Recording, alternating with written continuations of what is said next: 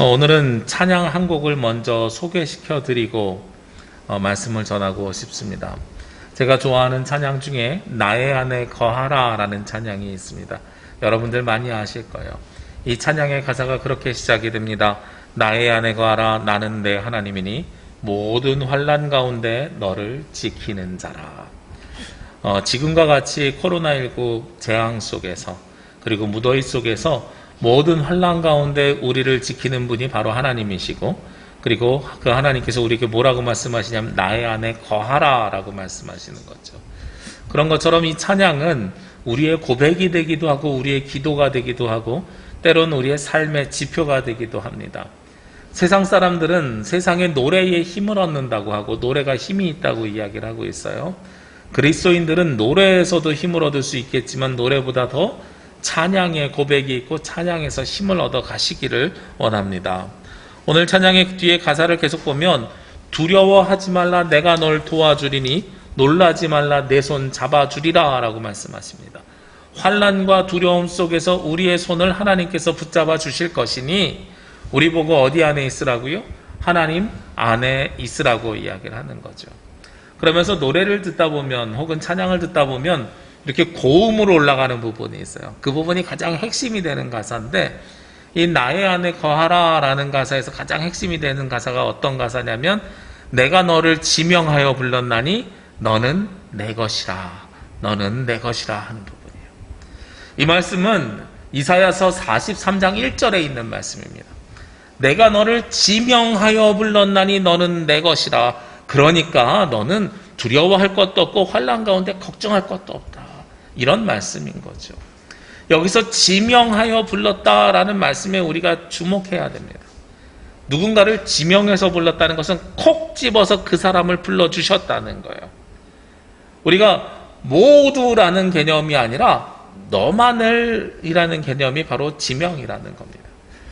정치인들이 이제 조만간 대통령 선거가 시작되겠습니다만 정치인들이 항상 그런 이야기들을 해요. 제가 국민을 위해서 열심히 하겠습니다. 국민을 위해서 힘쓰겠습니다. 근데 그 국민이 어떤 사람인가를 보면 좀 속이 씁쓸합니다. 우리가 보통 국민이라 그러면 모든 대한민국 국민 이렇게 이야기를 해야 되잖아요. 근데 이 다양한 사회 속에서 우리가 모든 국민을 위해서 일하기가 쉽지 않거든요. 그래서 정치인들이 보통 선택을 해요. 어떤 선택을 하냐면 진짜 낮은 자, 어려운 자 이들을 위해서 선택하는 사람들도 있지만 그분들은 제가 생각할 땐 소수고, 대부분이 어디를 선택하냐면 힘이 있는 사람, 돈이 있는 사람, 기득권이 있는 사람, 혹은 나에게 표를 많이 줄 사람, 이 사람들을 국민이라고 지칭한단 말이에요. 그래서 국민을 위해서 일하겠습니다 그러면 나를 위해서 일하는 것 같지만 실제로는 나를 위하는 것이 아니라 자신과 생각이 동일한 사람 몇 사람을 위해서 일하는 것처럼 느껴질 때들도 있더라라는 거예요. 그런데 오늘 하나님께서 우리를 부르실 때는 어떻게 부르셨냐면 너희 모두를 부르셨다, 너희 민족을 부르셨다 이렇게 말씀하신 것이 아니라 내가 너를 지명하여 불렀다, 너의 이름을 불렀다라는 겁니다. 우리가 이 시간 주님 앞에 나와서 각자의 자리에서 가정에서도 그리고 하나님 앞에 나와서도 교회에서도 예배 드릴 수 있는 이유는 하나님께서 우리를 부르셨는데 그냥 우리를 부르신 것이 아니라 여러분 한 사람 한 사람을 어떻게 부르셨기 때문에요? 지명하여서 부르셨기 때문에 우리가 이 자리에 나올 수 있는 거죠. 오늘 본문 말씀 고린도전서 1장부터 9장 말씀, 1장 1절부터 9절 말씀이요. 제가 참 좋아하는 말씀이고 많이 인용도 했고 말씀을 전했던 말씀이기도 합니다. 오늘이 제가 제주 남북에 부임한 지 만 8년이 되는 날입니다. 벌써 만 7년이 되는 날입니다. 이제 내일부터는 8년 차가 이제 시작이 되는데요. 제가 기억하기로는 8월 둘째 주일날 부임을 해가지고 말씀을 전하기 시작했습니다. 아마 제가 기억할 때 두 번째인가요, 세 번째 전했던 말씀이 바로 오늘 본문이 되는 고린도전서 1장 2절 3절 말씀을 제가 그때도 전했던 걸로 기억합니다. 그때 말씀을 전할 때는 우리가 교회는 건물이 아니고 하나님으로부터 부름받은 성도들, 예수 그리스도를 주라고 고백하는 성도들이 모여있는 것이 교회다라는 것을 핵심으로 말씀을 전한 것 같아요. 그런데 오늘 말씀은 사실 그것보다 우리가 더 중요하게 바라봐야 되는 것이 있습니다. 하나님으로부터 우리가 부름받은 이유가 무엇이고 왜 하나님이 우리를 지명하여서 부르셨는가라는 거예요. 하나님께서 우리를 부르셔서 교회로 삼으시고 우리를 통해서 무엇을 하기를 원하시는가, 어떤 교회가 되기를 원하시는가라는 데에 우리가 관심을 가져야 합니다. 오늘 고린도전서가 되는 이 고린도교의 배경을 좀 살펴봐야 되는데요. 사실 오늘부터 시작해서 약 3주간 고린도전서를 강해하려고 합니다. 우리가 지난 몇 달 동안 주제 설교를 계속 해와가지고 이제는 말씀으로 이제 또다시 한 고린도전서 통으로 우리가 순서대로 말씀을 좀 나눴으면 좋겠는데, 이 고린도 교회가 가지고 있는 성격과 특징이 있습니다. 고린도 교회는 그리스 남부의 섬에 있는 교회예요. 그리스 남쪽에 있는 지역인데, 고린도라는 이 도시에는 항구가 두 개가 있습니다. 동쪽과 서쪽에 항구가 있어요. 그리고 이탈리아나 유럽으로, 그리고 지중해하고 이 정중앙에 있어서 교역과 무역이 굉장히 발달된 동네가 이 고린도라는 지역입니다. 그래서 이 고린도는 부적으로 이야기하면은요, 물질적으로 굉장히 풍요로운 곳 중에 하나겠죠. 제가 한번 생각을 해봤습니다. 제가 어렸을 때 서울에 살았는데, 서울에서 보면 서울 강남 고속버스 터미널이 있고, 남부 터미널이 있고, 저쪽에 북쪽에 상봉 터미널이 있고, 의정부, 수유리에도 의정부 쪽 가는 경기 북부 터미널이 있고, 여러 터미널이 있었어요. 터미널이 많다는 건 그만큼 유동인구가 많다는 것이고, 그만큼 많은 사람들이 모여드는 것이죠. 고린도도 항구가 두 개 있을 만큼 아주 커다란 도시였다는 거예요. 물질적으로 풍요로움을 이야기할 수 있습니다. 또 하나는 그리스에 있는 많은 도시들이 그리스 로마 신들을 섬겼거든요. 제우스, 헤라클레스, 에베소 교회 같은 경우는 디오니소스 같은 신을 섬겼는데, 고린도는 어떤 신을 섬겼냐면 여러분 들어보셨을 건데 아프로디테라는 신을 섬겼어요. 이 아프로디테가 여신이거든요. 그래서 신전에서 이 여신에게 제사를 드리려고 하니까 어떤 일이 있었냐면 성적으로 문란한 일이 많았던 도시입니다. 그리고 또 하나가, 이 도시에는 무엇이 있었냐면 많은 사람들이 모여들면서 철학과 수사학이 발전된 도시예요. 그래서 사람들이 지적으로 꽤 높은 수준을 가지고 있었던 것이 고린도 교회입니다. 오늘 성경 말씀에 보면 고린도 교회에 있는 하나님의 교회, 2절 말씀입니다. 고린도에 있는 하나님의 교회 곧 그리스도 예수 안에서 거룩하여지고 성도라고 부르심을 받은, 이렇게 시작이 되잖아요. 고린도 교회가 아니라 하나님의 교회라고 이야기한 이유가 거기에 있는 거예요. 무슨 이야기냐면 물질적으로 부하고 지적으로 높은 수준에 있는 사람들이 모여 있어서 본인들은 어떻다고 생각하고 있냐면 우리는 특별한 사람들이야 라고 생각했던 거예요. 사도 바울도 그 부분을 인정합니다. 5절 말씀에 보면은요, 이는 너희가 그 안에서 모든 일 곧 모든 언변과 모든 지식이 풍족함으로 하고 말씀하고 있어요. 그러니까 고린도에 있는 사람들이 지식과 언변이 풍족하고 높은 지적인 수준을 가지고 있다는 거예요.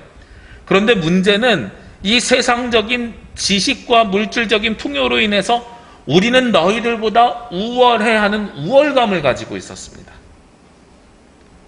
이게 가지고 있는 가장 커다란 문제예요.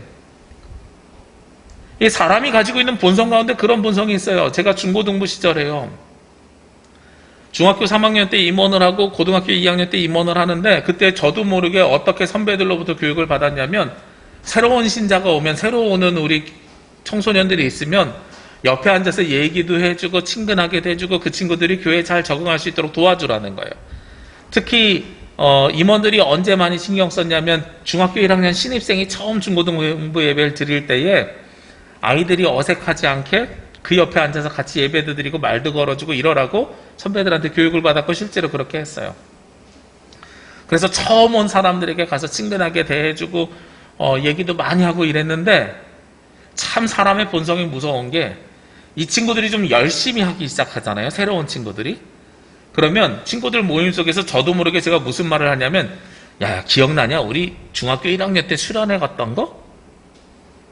너 기억나냐? 우리 몇 년 전에 뭐 했던 거? 처음 온 사람 앞에서 옛날 얘기를 한단 말이에요.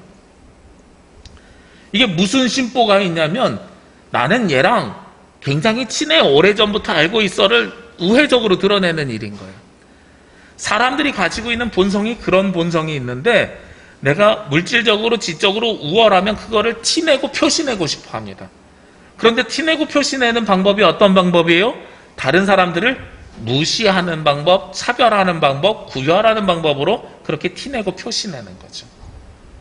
오늘 사도 바울은요, 고린도 교회에다가 그런 부분을 사실은 우회적으로 지적하면서 말씀이 시작되는 거예요.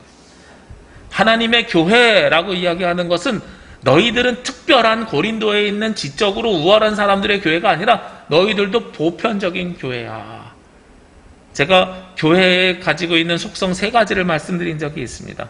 교회는 단일성, 하나의 교회고, 두 번째, 교회는 보편성이 있고, 교회는 마지막 3번째로 사도적인 교회라고 말씀드렸거든요. 그 중에 이 보편성을 얘기하는 겁니다. 너희들은 특별하지 않고 하나님의 교회야 라고 이야기하는 거예요.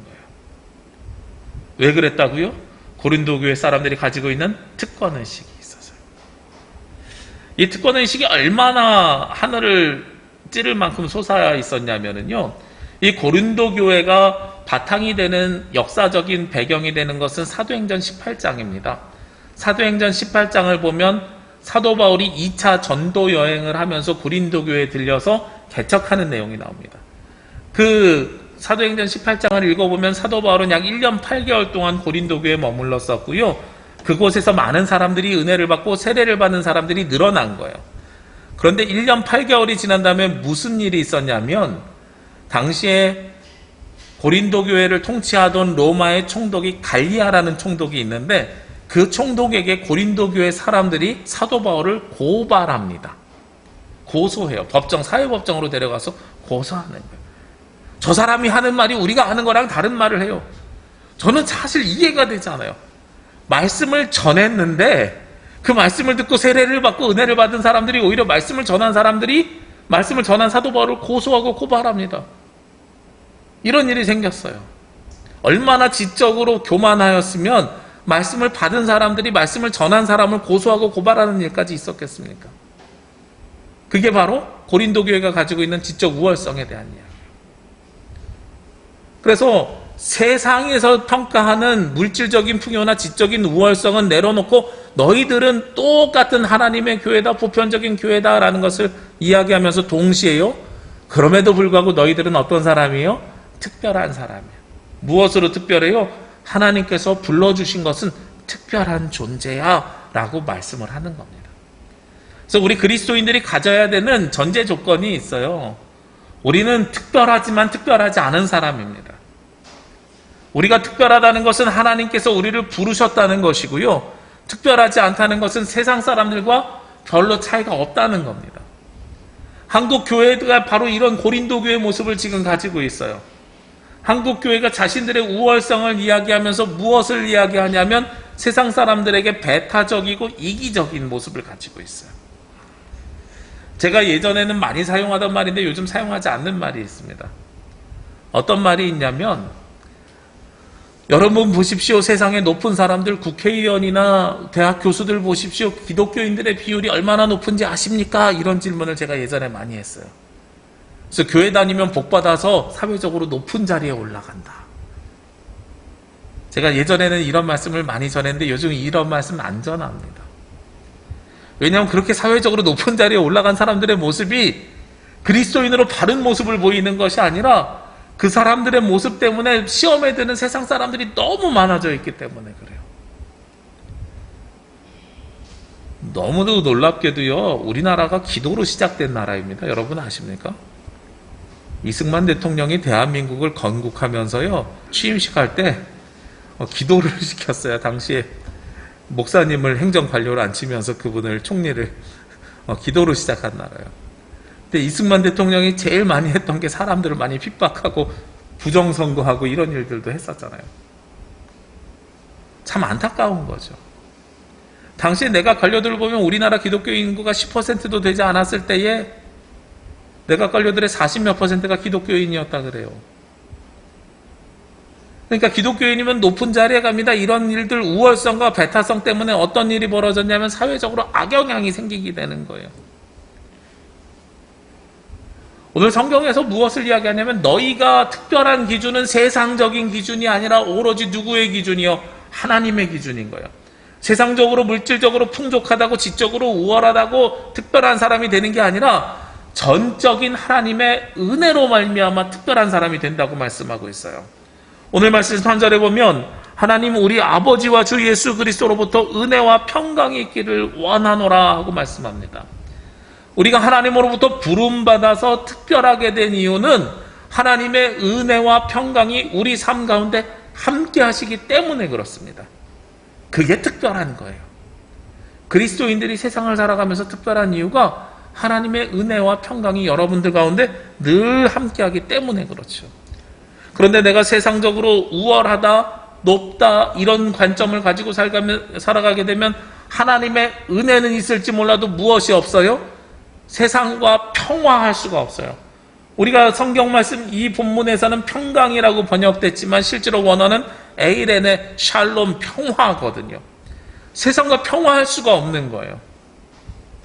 구별지었는데요. 난 너보다 뛰어난 사람인데요. 이런 관점 속에서 어떻게 세상과 평화가 가능하겠습니까? 그래서 오늘 사도 바울은요. 4절에 보면 그리스도 예수 안에서 너희에게 주신 하나님의 은혜로 말미암아 내가 너희를 위하여 항상 하나님께 감사하노니 라고 말씀하는데 이 감사가 그냥 내가 고마워 이런 이야기를 하는 게 아니라 하나님께 기도한다는 뜻입니다. 사실 내가 하나님께 늘 기도하는데 무엇을 기도한다고요? 다시 5절 말씀에 이는 너희가 그 안에서 모든 일 곧 모든 언변과 모든 지식의 풍족함으로 너희가 지적으로 뛰어난데 그런데 6절에 보면 그리스도의 증거가 너희를 견고하게 되어 라고 말씀하고 있어요. 지적으로 뛰어난 데서 끝나는 것이 아니라 그리스도의 증거가 너희 안에서 견고하게 탄탄하게 되었으면 좋겠다라고 이야기하는 거예요. 무슨 이야기입니까? 예수 그리스도의 복음 말씀을 지적으로 우리가 받아들이라는 개념이 아니라 지식이 풍족한 너희들이 그리스도의 증거가 너희들의 삶을 통해서 드러나고 나타나라는 거예요. 우리 인생에 그리스도의 증거가 드러나야 된다고 말씀하고 있는 겁니다. 제가 여러분에게 가끔 말씀드리는데 교회에 들어온 문이 있다고 말씀드렸지요. 우리가 교회에 들어오는데 어떤 문으로 들어옵니까? 저는 그렇게 들어왔어요. 태어나 보니 그리스도인이더라고요. 모태신앙이라고 하죠. 생활 방식으로 들어오는 문입니다.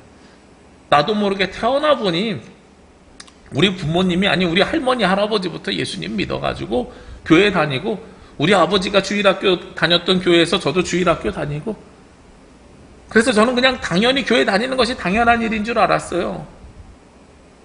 명절에 제사 안 드리고 예배 드리는 것이 당연한 줄 알았어요. 그게 제가 삶의 방식으로 교회를 맞이한 일입니다. 그런데 또 다른 문이 있더라고요. 어떤 분들은 경험으로 들어옵니다. 삶의 증거로 들어오는 거예요. 내가 힘든 일이 있고요, 어려운 일이 있고요, 환난이 있고요, 고통이 있었어요. 그런데 옆집 아줌마가 얘기하는 거예요. 교회 가서 기도 한번 해봐. 근데 진짜 기도했더니 그 문제가 술술 풀리고 해결이 됐어요. 아, 하나님의 은혜가 이런 것이구나. 삶의 증거로 알고 신앙생활하는 분들도 계시는 겁니다. 그리고 또 어떤 분들도 계세요. 도대체 저 사람들이 교회 다니는 이유가 뭐야? 성경에서 말하는 게 뭐야? 궁금해가지고 교회에 왔더니 그 말씀을 알다가 예수님을 만난 사람들도 있는 거예요. 그런데 이 세 가지 문으로 들어오지만 어떻게 살아야 돼요? 이 세 가지를 균형 잡힌 삶을 살아야 되는 게 우리의 삶입니다. 생활 양식으로 들어온 사람도 하나님이 누구인지 예수님이 어떤 분인지 지적으로 알아야 되고요. 그 삶을 살아내야 되는 것이고요. 경험으로 들어오신 분들도 하나님을 알지 못하면 그것이 하나님의 뜻인지 내 뜻인지 분별할 수 있는 방법이 없는 거예요. 그렇기 때문에 우리는 이 세 가지가 다 균형이 맞아야 됩니다. 오늘 성경에서도 동일하게 이야기합니다. 지적으로 똑똑한 너희들이, 언변과 지식이 뛰어난 너희들이 그리스도의 증거가 너희들의 삶으로 드러날 수 있도록, 그것이 흔들림 없는 견고함으로 드러날 수 있도록 신앙생활 하라고 오늘 이야기하고 있는 거예요. 우리의 신앙이요, 머리에 머물러 있지 않고 가슴으로 내려와서 몸으로 움직여야 된다고, 증거가 드러나야 된다고 오늘 말씀하고 있는 겁니다. 그게 어디여야 된다고요? 하나님의 교회여야 된다고요. 그게 오늘 고린도 교회에 주시는 말씀입니다. 제가 말씀드린 것처럼 고린도 교회가 한국 교회가 지금 고린도 교회의 모습을 똑 닮아 있습니다. 우월성을 가지고요. 지적으로만 계속 알아가려고 합니다. 그리스도의 증거를 드러내려고 하지 않고 있습니다. 배타성을 가지고 우리들만의 리그를 가지고 가고 있어요. 그렇기 때문에 오늘 말씀과 같이 우리는 그 증거가 견고하게 우리 가운데 드러날 수 있도록 늘 고백하고 기도해야 됩니다. 그러면서 오늘 7절 말씀에 너희가 모든 은사에 부족함 없이 우리 주 예수 그리스도의 나타나심을 기다림이라. 우리가 지적으로 알았어요. 그것을 삶으로 살아내요. 그 다음에 해야 되는 일이 뭐예요? 예수님이 우리를 구원하여 주실 때를 기다리는 일이에요. 우리의 신앙생활은요, 기다리는 일입니다. 하나님께서 우리에게 그 기다리는 모습을 몸소 보여주셨습니다. 우리가 잘 아는 탕자의 이야기 있잖아요. 그 탕자의 이야기에 집 나간 아들을 누가 기다리고 계세요? 아버지가 기다리고 계세요. 우리는 탕자가 되어서 집으로 돌아가야 되거든요. 근데 집으로 돌아왔다고 생각했는데 아직 구원자이신 예수님이 재림하지 않았어요. 그럼 우리는 어떻게 해야 돼요? 집에 왔더니 아빠가 없네, 아버지가 없네, 내가 다시 나가야지 라고 이야기하는 게 아니에요. 기다리는 거예요. 예수님이 다시 오셔서 우리를 구원하실 때까지 그 삶을 유지하고 기다려야 되는 겁니다. 그것이 우리가 그 다음에 해야 되는 일입니다. 교회가 교회로서의 본질을 가져가는 일들이 참으로 어렵습니다. 쉽지 않아요. 쉽지 않지만 그 일을 해내는 것이 신앙생활입니다. 그리고 그 일들을 언제까지 해야 되냐면 예수님이 이 땅에 오실 때까지. 언제 오세요? 시한부 종말론자들에 의하면 한 20년 전에 예수님 왔다 가셨어야죠. 1999년 10월 며칠 날. 그렇죠? 근데 예수님 그렇게 오시는 게 아니죠. 우리 인생이 끝나는 날 우리가 예수님을 만나기도 하고요. 정말 하나님께서 이 세상을 더 이상 두고 보실 수 없을 때에 재림 예수님을 보내셔서 만날 수도 있는 거죠. 개인적으로 바라기는 예수님이 이 땅에 다시 내려오시는 날이 늦어질수록 좋다고 생각합니다. 왜냐하면 그날이 가까울수록 이 땅이 죄악된 삶을 살아가고 있는 거거든요. 우리가 예수님을 만나는 방법이 예수님이 재림하셔서 만나는 것도 굉장히 기쁜 일일 수 있어요. 그리스도인들은, 세상 사람들은 심판받지만. 그런데 더욱더 우리에게 감사한 일은 우리의 인생이 끝나는 날 예수님으로 인해서 새로운 삶을 시작하는 것이 훨씬 더 우리에게는 행복한 삶이 될 수도 있습니다. 이 두 가지를 비교할 수는 없는 거지만 언제까지 기다린다고요? 주님을 만날 때까지 기다려야 된다는 사실은 변함이 없는 거죠. 그러면서 오늘 8절 말씀에요. 주께서 너희를 우리 주 예수 그리스도의 날에 책망할 것이 없는 자로 끝까지 견고하게 하시리라. 우리가 그때까지 기다리는 사람들에게 예수님께서 어떻게 해주세요? 책망할 것이 없는 자, 즉 우리가 심판받지 아니하고 하나님 나라 들어갈 수 있는 사람으로 하나님께서 우리를 붙들어 주실 것인데 언제까지 붙들어 주신다고요? 끝까지 견고하게 하시라 하고 말씀하고 있어요. 저는 이 끝까지 우리를 붙들어 주시는 것에 굉장히 중요한 의미가 있다고 생각을 합니다. 제가 말씀을 시작할 때 찬양 한 곡을 소개시켜 드렸습니다. 나의 안에 거하라. 나는 내 하나님이니. 모든 환난 가운데 너를 지키는 자라. 두려워하지 말라. 내가 널 도와주리니. 놀라지 말라. 내 손 잡아주리라. 내가 너를 지명하여 불렀나니 너는 내 것이라. 너는 내 것이라. 너의 하나님이라. 이 찬양에 보면 하나님께서 우리를 어떻게 해주신다고요? 끝까지 우리를 붙잡아 주신다고 말씀하고 있어요. 우리는 하나님으로부터 부름받은 특별한 사람입니다. 뭐가 특별한 사람이에요? 물질로 풍요해서요? 지적으로 뛰어나서요? 아니라니까요. 하나님의 은혜를 받을 수 있어서 우리는 특별한 사람입니다. 모든 환난과 두려움 속에서 하나님께서 내 손을 잡아주시기 때문에 우리는 특별한 사람입니다. 그 하나님께서 나를 잡아주시고 나와 함께 하시는 삶을 언제까지 해야 돼요? 끝까지 살아가는 사람들이 그때의 하나님 나라 기쁨과 감사를 누릴 수 있게 되는 거예요. 그래서 우리는 특별한 사람입니다. 이 전적인 주권이 누구에게 있어요?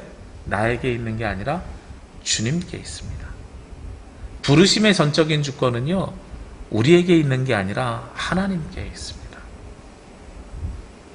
하나님은 우리를 부르셨고요, 우리는 그 부르심에 응답하는 거예요. 그 응답하는 게 뭐라고요? 다시 2절 말씀해 보면 예수 그리스도를 주라고 부르는 사람들, 그 사람들을 성도라고 해요. 하나님께서 우리를 부른 사람들을 성도라고 하지만 또한 각처에서 우리 주 곧 그들과 우리 주 대신 예수 그리스도의 이름을 부르는 사람들도 교회인 거예요. 지금 우리가 각처에 있습니다. 예배당에 나와서 예배드리는 분들도 있지만 인터넷으로 온라인으로 예배드리는 각처에 계신 분들도 있어요. 그들에게 무엇을 오늘 요구합니까? 하나님께서 내가 너를 지명하여 불렀으니 우리도 응답하기를 하나님께서 기다리시는 거예요. 어떤 응답을 해요? 예수님이 나의 주님이십니다. 우리가 뛰어나서요, 우리가 지적으로 높아서요, 수준이 있어서 예수님을 믿는 게 아니고요, 하나님께서 부르셨기 때문에 거기에 대한 응답으로 주님을 믿는다는 걸 고백하는 거예요. 그리고 그 고백이 있는 사람들에게 오늘 어떻게 하세요? 끝까지 우리를 견고하게 해주신다고 말씀하고 있어요. 그래서 우리는 주님 안에 있어야 됩니다. 오늘 마지막 절 9절 말씀해 보면 너희를 불러 그의 아들 예수 그리스도 우리 주와 더불어 교제하게 하시는 하나님은 기쁘시도다. 결국은 우리가 어떻게 해야 돼요? 예수님과 교제해야 돼요. 예수님 안에 들어가 있어야 돼요. 그게 부르심 받은 사람이 해야 되는 일이고요, 예수님을 주라고 고백하는 사람이 해야 되는 일입니다. 우리는 그러기 위해서 교회로 부르심을 받았습니다. 지금 참으로 어려운 때를 살아가고 있습니다. 힘든 때를 살아가고 있습니다. 무더위뿐만 아니라 코로나19가 이게 언제 끝날지 모르겠어요. 다 끝나는 것 같았는데 다시 시작됐고요. 백신 맞은 사람들도 계속 감염이 시작된대요. 제 생각에는 백신 맞았다고 이제 마스크 벗는 일은 다시 얘기가 나오지 않을 것 같아요. 이런 환난 가운데서도, 이런 어려운 가운데서도, 환경이 열악한 가운데서도 각자의 자리에서 예배하는 여러분들은 주님께서 여러분들을 부르셨습니다. 여러분들은 그렇게 부름받은 사람이기에 특별한 사람입니다. 세상적으로 특별한 게 아니라 하나님의 은혜가 있기 때문에 특별한 사람입니다. 우리가 이제는 어떻게 삶을 살아야 되냐면 이렇게 힘든 삶 속에서도 끝까지 하나님의 손을 붙잡고 살아가는 삶을 살아야 됩니다. 그래야 우리에게 그 은혜가 계속되고요, 그 은혜로 말미암아 하나님 나라에 들어갈 수 있는 감사와 영광이 우리에게 주어지기 때문에 그렇습니다. 우리는 세상 사람들과 구별된 것이 딱 하나입니다. 예수 그리스도의 은혜. 그게 세상 사람들과 다른 구별점입니다.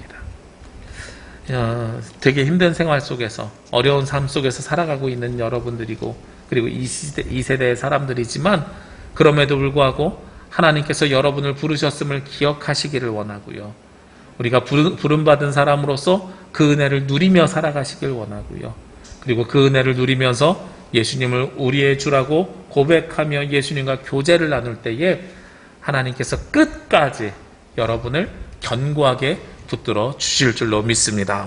함께 기도드리겠습니다. 거룩하시고 은혜로우신 아버지 하나님, 이 시간 이 자리에 함께 나와 예배하는 주의 자녀들을 기억하여 주시길 원합니다. 하나님께서 부르셔서 이 자리에 나왔사오니 부름받은 백성으로 은혜를 받아 살아가는 기쁨과 감사가 있게 하여 주옵소서. 저희들 주님의 은혜에 감격하여 그 삶을 살아내며 하나님을 고백하며 예수 그리스도를 우리의 구원자라고 고백하며 주님과 교제하며 살아가기를 원합니다.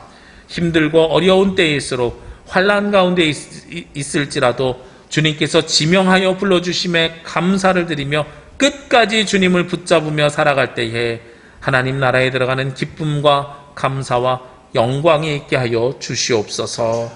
이번 한 주간도 오늘 하루도 온전히 주님으로부터 붙들림 받기를 원하오며 이 모든 말씀 예수 그리스도의 이름으로 기도합니다. 아멘.